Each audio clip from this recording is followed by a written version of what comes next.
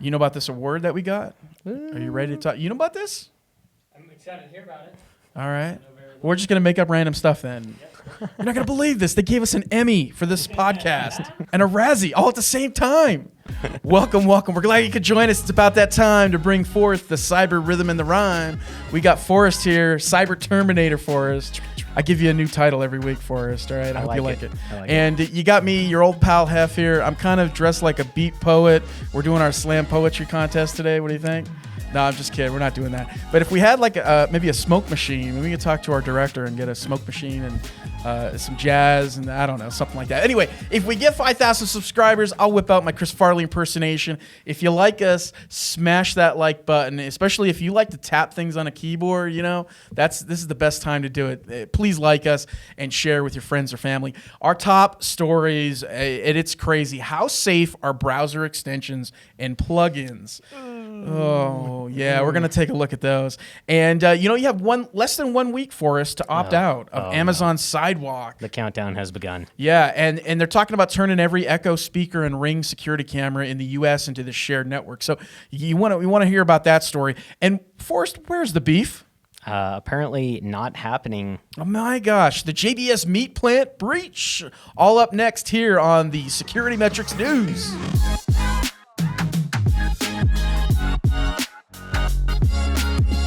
All right, so here we go. We're back. And Forrest, congratulations. I'm so proud of you and the entire team. All credit goes to you. No. We did this together. Everybody on the team and everyone here at the family at SecurityMetrics, we won an award. I can't believe it. It's awesome. We actually won 2 awards at RSA. It's courtesy of the Cyber Defense magazine.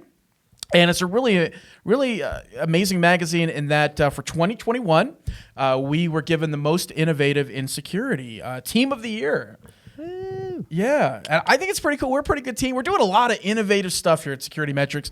And if you're not aware, we are probably the only company that I know of that actually looks at the shopping cart experience. So, there's hundreds of processes that take place in a shopping cart when you check out online, and stopping things like MageCart Skimmer. We're one of the only companies that can do that. So, and we also have a SOC here. We're a pretty cool team, Security Operations Center. I like to think I'm pretty cool. Yeah, I put you up there. I'd rank you up there pretty high for us.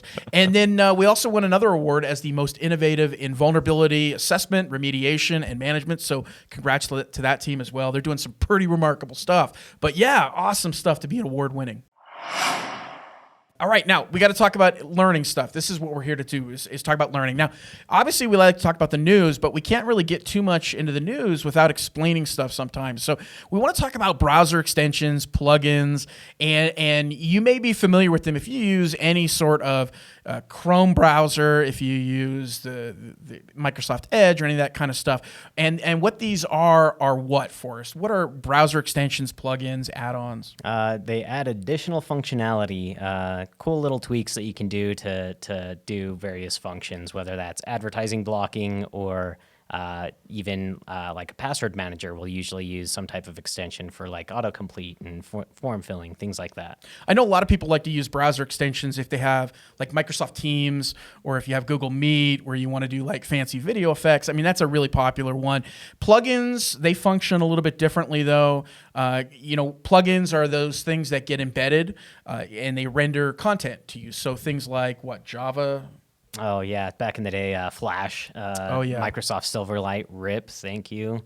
QuickTime. Yeah, a lot of people have QuickTime. Mm-hmm. So they allow you to do different things in your browsers, and including things like viewing PDF files. That would be another one. But, Forrest, wait for it. Here it comes.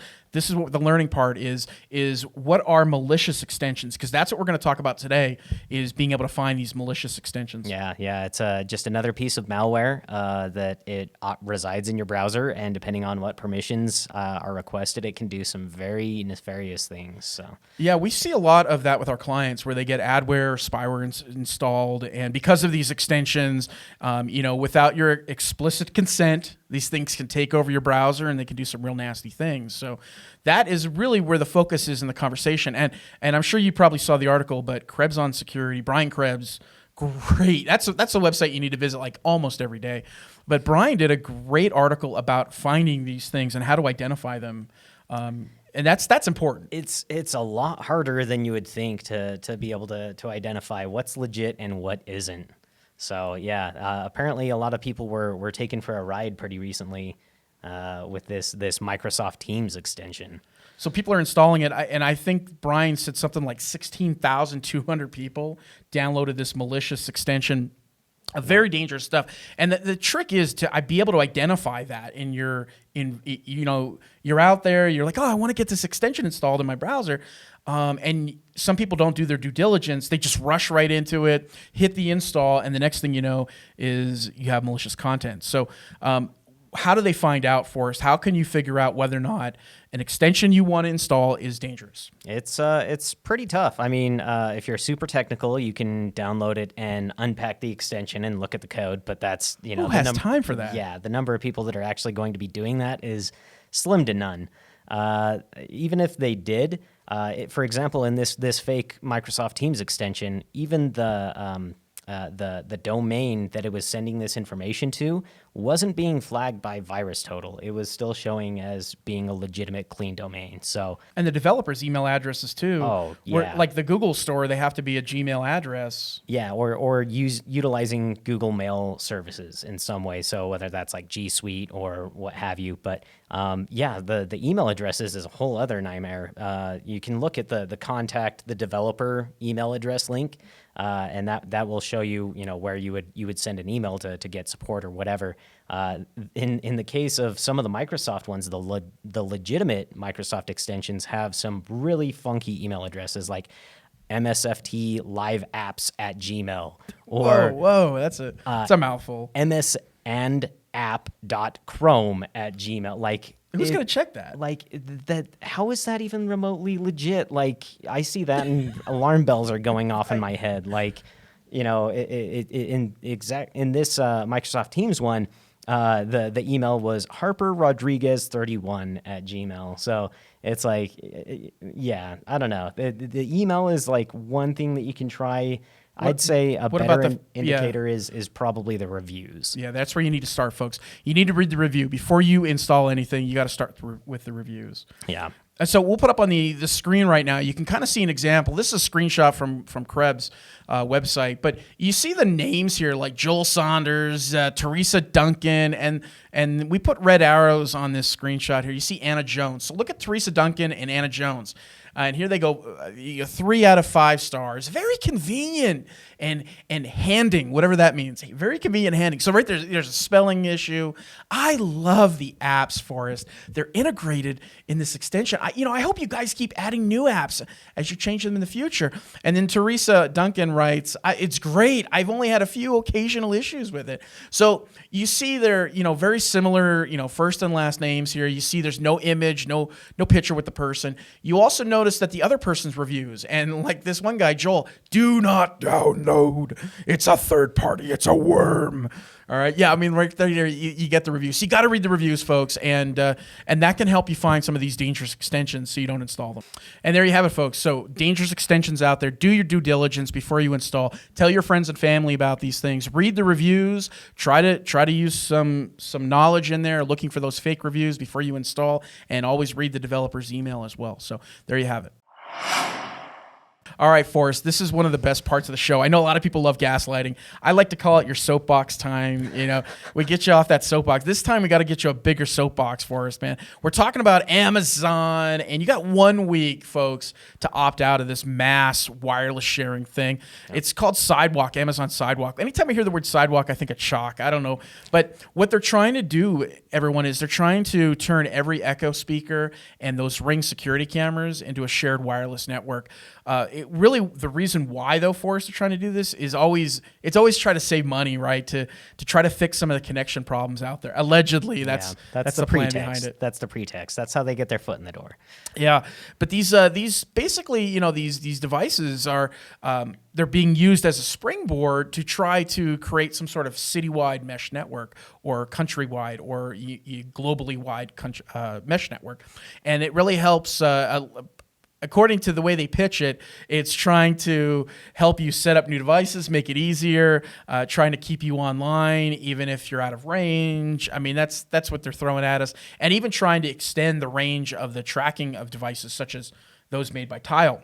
What's the bad for us is, and this is the part where I know the audience wants to know, what's so bad about this mass sharing? If I need these devices and I want them to work, and some people are okay with that.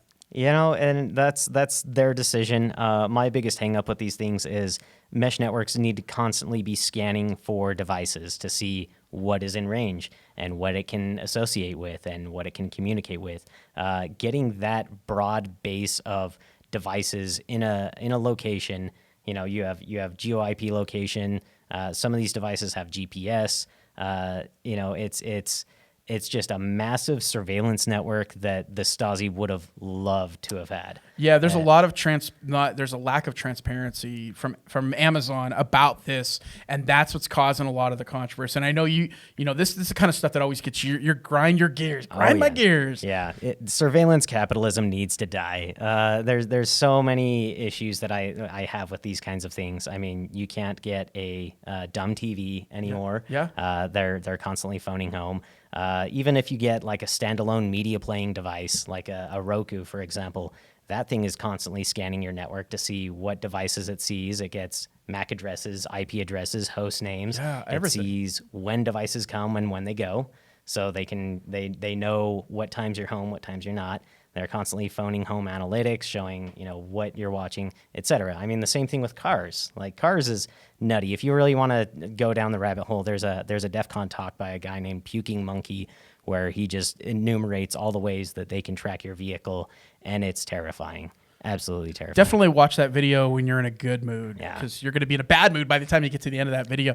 But a lot of these ISPs, Forrest, they have these terms and conditions where you even if you wanted to opt in, you couldn't, based on the terms and conditions of your ISP and mesh and mass sharing of devices in your home. So you got to be aware of that thing. So again, we have 1 week, folks, to either opt out of it or opt in. It is not easy to try to opt out. I tried to look at it, and I was like, I got to opt out for each individual device. I wasn't able to go in and do it as a whole for any Amazon product in my house. So They make it really tricky for sure. Yeah, so please, we'll include the link in the show notes, and you definitely want to read up on it and understand what you're getting into if you do decide to opt in. We've got another story to talk about too, and this one caught my attention, Forrest. Anytime, there's a lot of vendors out there, and they're in such a rush to try to promote themselves that they don't actually think about, okay, what are the repercussions of promoting this? So this goes back to the Colonial Pipeline story, and what Darkside said is, special thanks to BitDefender. They actually wrote this on their blog before they decided to disband. They said, special thanks to BitDefender, which is a cybersecurity company, for helping fix our issues. This will make us even better. And the story goes that when Darkside changed over to this RAAS affiliate model, so ransomware as a service model, they actually had a flaw in their software. And 2 researchers found it, as well as BitDefender. And the researchers that found it, they were part of this ransomware hunting team, which is an invitation only. It's about 2016 is when they were founded. The story goes, BitDefender decided to create this free tool that could basically decrypt anything that Darkside put out there. And when Darkside found out about this, they're like, hey, thanks. Really, thank you. Yeah. Again, these companies like BitDefender, Forrest, they're in such a rush to get that news mention and be in the news. Like, hey, we've got something that can stop Darkside. But again, by publicizing it. Yeah, by putting it out there for free, I guess they didn't think that they would try and reverse engineer the tool or create their own test cases. It's a really frustrating. They basically gave them a free pen test. That's it. Yeah. And as well intentioned as it was, they seriously dropped the ball on it. So now we got to talk about the most prominent data breaches in the news. And there's always hundreds and hundreds, folks, of data breaches every single week. Trying to pick the best ones that we can learn something from is a little difficult. It's also kind of difficult because we don't always know all the attribution that happens and who it's being attributed back to from the bad guy side of the house. So this is the one thing that's been in the news. Obviously, where's the beef, Forrest? It's not coming. It's not coming, man. Not coming. Supply chain disruptions. JBS is the company that got breached. It's being, by the way, this is the world's largest meat processing company in the world. They got offices in Australia. They've got offices in the U.S. and a bunch of other places. We do know as of today they resumed some operations. We don't know exactly if they paid the ransom or not. The attribution is Reveal, which sounds familiar. Do you remember those guys? We talked about them a lot, Reveal. They're always in the news. Time and again, keep coming up. Reveal is the threat actors that were attributed to the Apple breach. If you guys recall, remember that story? The schematics, yeah. Yeah, $50 million ransom was requested. It was a supplier for Apple, Quanta Computer, who got popped. And, these guys, these Reveal guys, man, they are just on fire. Especially now, it's like, you went after my gas, and now you're going after my meat. It's like, man, what else can you go after that's going to just rip at the strings? And they did it on Memorial Day weekend when everybody's out grilling and everything. Yeah. Please stop calling for kinetic retaliation. I constantly see people wanting to drop bombs or, send in troops, and it's like, attribution's super hard. Please just don't. Reveal is tied to a lot of Russian intelligence, and there's some circles out there that say it's even protected by Russian government circles. Trying to understand this, and Reveal doesn't have a lot of public statements about this. And JBS, meanwhile, hasn't really discussed what the ransom demands were. We do know that some of the affected servers supporting JBS operations have been put back online, but fascinating stuff. Again, you go after the pipeline, and that was attributed to Darkside, and now we have Reveal being attributed to JBS. So you go after the meat and the gas in the world. It's not a pleasant sight. There's going to be repercussions, that's for sure. I just have to say, we survived the chicken wing shortage. We can survive this. Try a Beyond or an Impossible. It's a decent ground beef alternative. Go vegan. Yeah, there you go. All right, so we got to talk about a couple other breaches in the news, and DailyQuiz is another one. These guys, 8.3 million plain text passwords. Some good lessons learned there, Forrest. I'm not a DailyQuiz kind of guy. I don't use those apps. It used to be known as The Crush, thecrush.com. Well, 8.3 million plain text passwords, and we'll include a screenshot here of what it looked like on their forum site. What they were trying to sell on the dark web. But there's some good lessons learned here, and that is, why are bad guys going after plain text passwords for us?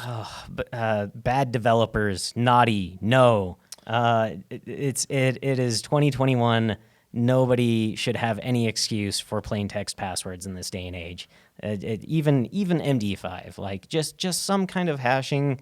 Please salt, bcrypt, Get familiar. If you're doing any kind of authentication, you owe it to your user base to do it properly. But the takeaway for all of you listening today is if you have passwords and you're reusing passwords, and that's what the threat actors know. They know that you reuse the same password on your Netflix account, your Amazon Prime account, your Disney Plus account. So the threat actors know that, and what they're doing then is they're taking these plain text passwords and they're then reselling them online. And because they don't have to spend a lot of time decrypting, they don't have to spend energy trying to crack any kind of passwords because everything is stored in plain text.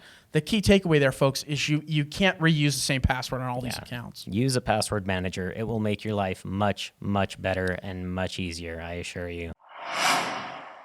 Another ransomware gang that's in the news right now is Avaddon.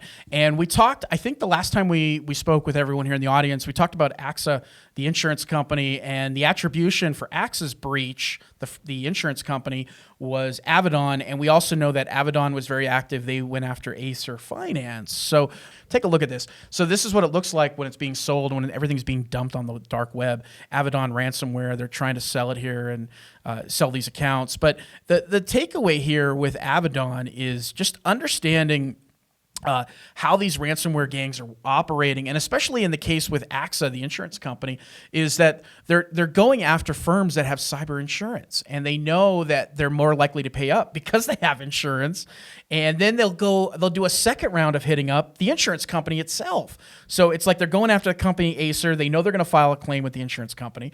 They're going to get that money. They're going to be able to get them to pay the ransom, and then they'll target the insurance company. Yeah, and they're starting to really clamp down on payouts, and things are getting a lot harder with regards to cyber insurance on the whole.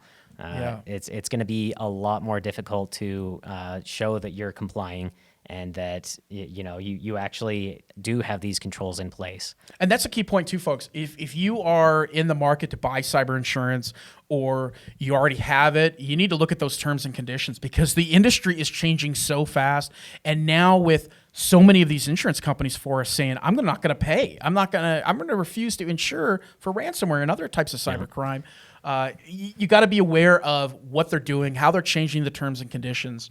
Yeah, it's getting to the point where you can no longer externalize those costs or risks. Like they're clamping down. For the longest time, you could pass the buck, just punt the ball to somebody else, and it's their problem now. No, that's not going to be the case anymore. You're going to have to actually tie your shoes and get out there and get stuff done. Like the biggest thing, 3-2-1 backups, three copies of data, 2 different media types, at least one offsite. I like to prefer my one to also be offline in the event of, for instance, ransomware. It goes through and encrypts everything that's connected. That includes cloud backups. Goes right up to the cloud, right? Yeah. You need it offline. You need it in some kind of cold storage. Yeah. And the best time to plant a tree was 20 years ago, right? An ounce of prevention is worth a pound of cure, and other such cliches. You just gotta get your cyber hygiene in order and make sure that you guys are up to snuff. Yeah, and before we get off this subject, Forrest, I think the audience needs to understand the changes that are impacting the cyber insurance industry are phenomenal right now. You're talking higher premiums, you're talking sometimes less coverage, you're seeing more outs, more opportunities for the insurance company to say it's not us, we're not going to cover it, less options, and stronger security controls, which you did mention. So the security controls is the tough one to meet. So if a cyber insurance, if you're trying to contract out and get a cyber insurance carrier, you're going to have to meet more stringent security controls in order for them to give you the coverage. Or as a lot of enterprise companies are doing, they're spreading that coverage out over several insurers, and that's helping as well. So let's talk about another thing, Conti. So we mentioned so far, I think we mentioned Avaddon, we mentioned Darkside, and another ransomware operator is Conti. They've been in the big news because of FBI. They put out this news flash. If you were in the healthcare industry, if the FBI was saying over 400 organizations. Yeah, they're hitting all kinds of stuff. They're hitting healthcare. They're hitting first responder networks, EMS, emergency medical services, even 911 dispatch. Like it's a certain kind of scummy to take down a 911 dispatch center. Like, ouch. And there are good lessons learned, though, and that's especially from a cybersecurity education and awareness perspective. The way they're getting into the environment, the way Conti's doing it, is through weaponized email links. So you've got to just get out there and educate your staff. Yep. Don't click on a link. I mean, how many times have you heard that? Phishing is deadly. I guess the one silver lining to this story was Conti was giving away the decryption tool for free. So I mean, yay, but they're still turning around and extorting them by saying they're gonna leak the data that they got. They're not gonna shut them down completely from being able to operate, but they still want money. But Ireland got breached. I think in the last episode we talked about Ireland getting breached. Yep. They got the free decryptor from Conti, but the IT folks said it just worked so slow that it was just easier to go to the backups and try to upload from the backups. So, yep. But this Conti stuff's nasty, folks. And the education and the takeaway piece here is, again, besides the security awareness around phishing emails, you have to understand that stolen RDP credentials is part of their modus operandi. Also, they like to do a lot of weaponizing of Word documents and PDFs. So be extra vigilant when you get those Word documents and PDFs. Was I expecting this? I don't think I was. So. Oh, I love opening random attachments. That's my favorite. All right, so Forrest, our top stories. We got a little bit of time here to talk about the top stories, and this is something that caught your attention. I know you're really big on EUFY, video camera feeds and so on. You want to talk about it? Yeah. So it looks like Anchor, the company that runs the EUFY cameras, they had a breach where they did some kind of upgrades on their system, and the users were able to see other people's video streams when they logged in. So they handled it pretty quickly. It was, I think, within an hour or so, about like 40 minutes of it being reported, they were able to plug it. But during that time, any sessions that were established remained established. so that people could continue to watch other people's video streams. They had to be freaking out. Yeah. I mean, be able to see other people's stuff. It's pretty scary, and it kind of echoes of the Verkada breach, where you're centralizing this trust of a camera operator outside of something that you control. You're just handing that over to them. I mean, it's difficult to do it right, but there are self-hosted solutions. I've set up video systems in the past. Shout out to ZoneMinder, big ups. Open source, love it. But yeah, it comes down to, do I trust this company to do this for me and do it correctly? Yeah, I always have a struggle. I bought a lot of Anchor products in the past, and when I found out that they're made by they're a Chinese-made company, I then started going, whoa, I need to do better due diligence before I purchase anything. And I usually have that mindset for us, but I didn't do that with Anchor products. So now that I know that EUFY cameras are owned by Anchor and they've had this little incident, I think I'm going to think twice before I buy stuff like that. Yeah, I can say at least they stick to USB spec. yeah, right. To infinity and beyond. NASA said 6,000 cyber incidents over the last 4 years. But the amount of information they gave away in their report is what caught my attention more than anything. You always want to keep your information about your environment as close to the heart, as close to the vest as you can. And their report, Forrest, it came out and said something like, yeah, we have 3,000 websites, 42,000 publicly accessible data sets, 4,000 applications, 15,000 mobile devices, 13,000 software licenses, 50,000 computers, and 39,000 terabytes of data. Like, why don't you just tell them all the software you have in your environment, too, and just make it easy for the threat actors? Oh, I'm sure they're digging through LinkedIn and finding that anyway. My gosh. Yeah, right. They just go to LinkedIn and find out what all the apps you got for NASA employees.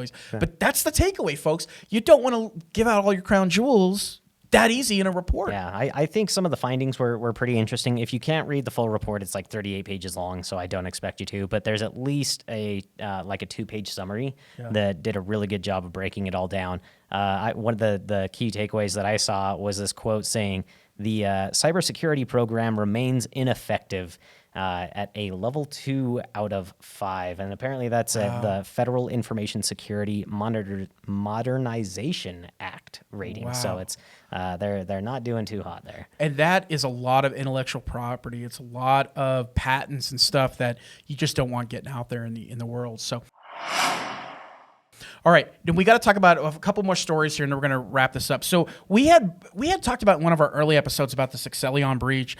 And I know it's a big deal. Accellion is a piece of software. It's used for file transfer and so on. The particular version of this software that Accellion had out there was end of life. They told a lot of their clients, hey, get rid of it, take it out of your environment. This was back on December 16th when the zero-day attacks were started targeting Accellion. The patches came out, but here's the takeaway here, Forrest. A lot of these companies had no idea that the patching came out. Yeah, the notification emails were failing, so they had no idea that this was even something that they needed to address.